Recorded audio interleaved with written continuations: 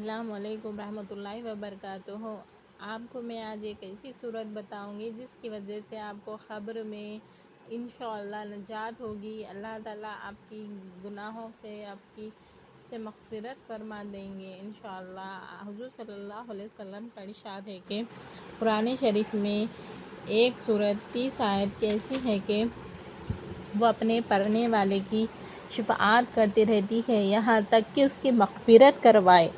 وہ پتہ ہے کیا ہے؟ وہ سورہ تبارک الذی ہے۔ سورہ تبارک الذی بہت ہی فائدہ مند ہے۔ حضور صلی اللہ علیہ وسلم نے فرمایا میرا دل چاہتا ہے کہ یہ سورت یعنی ہر مومن کے دل میں ہو۔ پیارے نبی صلی اللہ علیہ وسلم چاہ رہے ہیں کہ وہ سورت ہمارے ہر مومن کے دل میں ہو۔ ایک روایت میں ہے کہ جس نے سورہ تبارک الذی الف لام میم سجدہ کو مغرب اور عشاء کے درمیان میں پڑھا کسی شخص نے تو اس کو لیلۃ القدر میں قیام کیا، ایسے ہو جائے گا وہ۔ ایک روایت میں ہے کہ جس نے ان دونوں صورتوں کو پڑھا یعنی ان سوروں کو پڑھا ان کے لیے 70 نیکیاں لکھی جاتی ہیں، 70 ٹائمز نیکی لکھی جاتی ہے اور 70 ٹائمز کی برائیاں دور کی جاتی ہیں۔ ایک روایت میں ہے کہ جس نے ان دونوں صورتوں کو پڑھا اس کے لیے عبادت لیلۃ القدر کے برابر ثواب دیا جاتا ہے۔ ماشاءاللہ۔ حضرت ترمذی رحمۃ اللہ فرماتے ہیں کہ حبیب کریم ابن عباس رضی اللہ عنہ نے ایک صحابہ رضی اللہ تعالیٰ نے ایک جگہ خیمہ لگایا۔ خیمہ مطلب وہاں پہ ڈیرا لگایا کہ ان کو علم نہ تھا کہ وہاں قبر ہے، ان کو پتہ ہی نہیں تھا کہ وہاں قبر ہے، وہاں پر جا کر بیٹھ گئے۔ اچانک ان خیمہ لگانے والوں نے اس جگہ میں کسی کو سورہ تبارک الذی پڑھتے ہوئے سنا۔ وہ لوگ جیسے ہی بیٹھے ہوئے تھے وہاں پہ کوئی سورہ تبارک الذی کی تلاوت کر رہا تھا، ان لوگوں نے سنا تو حضرت جابر رضی اللہ عنہ کہتے ہیں کہ اس وقت سنا تو یہ پھر وہاں پر جا کر اس سے عرض کرتے ہیں کہ عرض کیا کہ حضور صلی اللہ علیہ وسلم یہ صورت کو انہیں جا کے عرض کرتے ہیں کہ کیوں پڑھا ہے تو انہوں نے فرمایا، حضور صلی اللہ علیہ وسلم نے فرمایا یہ صورت اللہ کے عذاب سے روکنے والی ہے اور نجات دینے والی ہے۔ آپ کو پتہ ہے خبر مرنے کے بعد سب میں پہلا سابقہ ہمیں قبر سے پڑتا ہے، اسی لیے تبارک الذی اس میں بڑا اہم رول ادا کرتا ہے۔ وہ خیمہ میں قبر کے عذاب سے نجات دینے والا ہے، اس لیے روز صبح شام اس صورت کو پڑھنی چاہیے، کم سے کم رات میں تو بھی پڑھنی چاہیے۔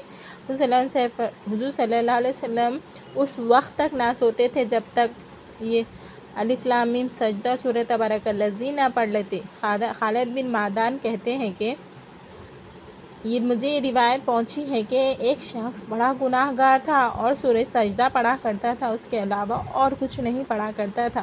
اس سورت نے اپنے پر اس شخص پر پھیلا دیے۔ سمجھ رہے ہیں آپ؟ جب مر جائیں تو وہ سورت ہمارے لیے نجات کا ذریعہ بن جاتی ہے۔ وہ شخص کے پاس پیر پھیلا دیے، اے رب یہ شخص میری بہت تلاوت کرتا تھا، اس کی شفاعت قبول کر گئی، وہ صورت اب آئے گی آپ کے آڑ کے بچانے کی، یا اللہ یہ صورت مجھے یہ تلاوت کرتا تھا، اس کو میں کیسے دوزخ میں جانے دوں گی؟ تو آپ کو اتنا اہم کام دے گی یہ صورت۔ پھر اس کے بعد شفاعت ہو گئی اس کی اور حکم ہو گیا کہ ہر خطا کے بدلے ایک نیکی دی جائے۔ سبحان اللہ! یعنی جتنے گناہ اس نے کیے تھے ان کے سارے گناہوں کے حساب میں وہ بدل دے نیکیوں سے۔ ماشاءاللہ!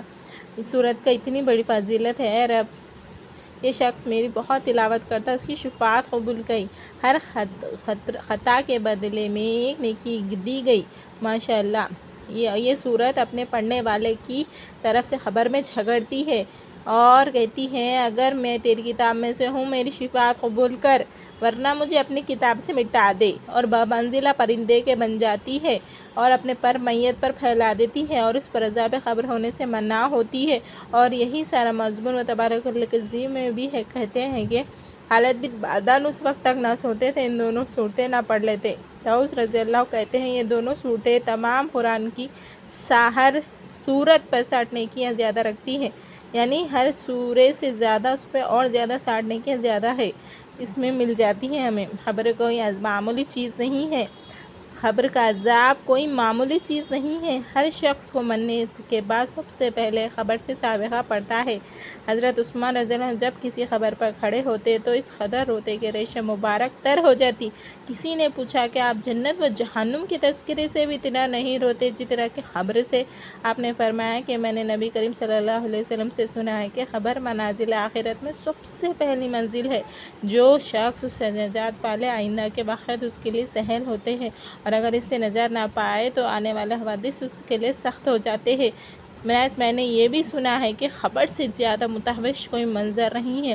پتہ ہے آپ کو، خبر سے زیادہ کوئی ایسا منظر نہیں ہے جو ہولناک نہ ہو۔ خبر کوئی معمولی چیز نہیں ہے۔ جب ہم اس میں جائیں گے تبھی ہمیں پتہ لگے گا۔ جو انسان چلا جاتا ہے وہ واپس نہیں آتا، اسی لیے اس کو ہی بہتر پتہ ہوتا ہے کہ خبر کذب کیا ہوتا ہے۔ یہ اللہ تعالیٰ کو بہتر پتہ ہوتا ہے۔ یہ تو ہمیں مرنے کے بعد ہی پتہ ہوگا، اسی لیے ہم اپنی جانے کی تیاری کر لیں۔ سورۃ تبارک الذی روز تلاوت فرمائیں، تھوڑا سا وقت نکال لیں، فون میں ڈاؤن لوڈ کر لیں، پڑھیں۔ انشاءاللہ اللہ آپ سب کی مغفرت کرے، اور سب کی خبروں جو ہمارے بزرگ چلے گئے ہیں ان کی بھی مغفرت فرمائے۔ آمین ثم آمین۔